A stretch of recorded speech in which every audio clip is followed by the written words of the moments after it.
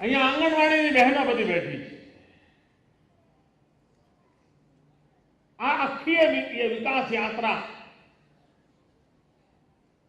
આ બધી પ્રગતિની નવી નવી ઊંચાઈઓ, આ બધું જોઈને અંજાઈ જવાય, પણ એના મૂળ સુધી જોઈએ તો ખબર પડે કે કોક ગામડામાં બેઠેલી મારી આંગણવાડીની બહેને 5-25 બાળકોની કાળજી લીધી. પોતાનું સંતાન માંદું હોય તો પણ એને મૂકીને આંગણવાડીના બાળકોની કાળજી લીધી.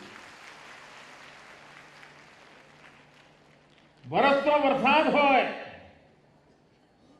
અને પોતાનું આંગણવાડીનું બાળક પલળીને ઘેર જશે તો માંદું પડશે, તો વરસાદ બંધ ન થાય ત્યાં સુધી એ બાળકને સાચવીને ક્યાંક છાયડામાં ઊભી રહે. કેટલી બહેનોએ કેટલા કષ્ટ ઉઠાવ્યા હશે, ત્યારે આ પેઢી તૈયાર થઈ જશે. આ પેઢી માત્ર સરકારના બજેટને કારણે તૈયાર નથી થતી. આ પેઢી તૈયાર થાય છે મારી આ માતાઓ બહેનોના પુરુષાર્થને કારણે.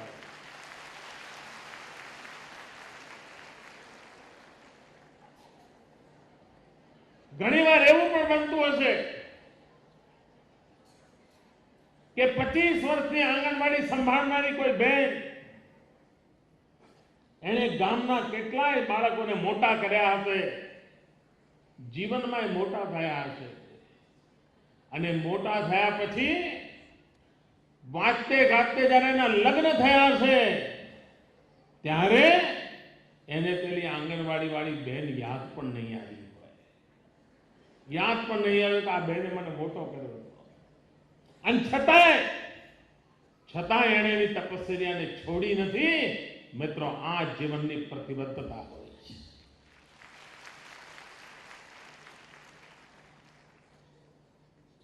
સમગ્ર વિકાસ યાત્રાના પાયામાં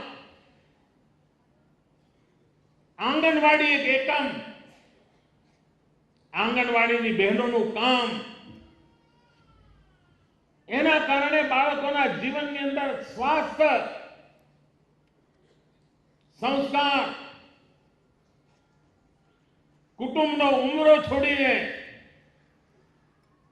બાળક જો કોઈનો હાથ પહેલો પકડે છે, કોઈની આંગળી પહેલી પકડે છે, તો આંગણવાડીની બહેનની આંગળી પકડે.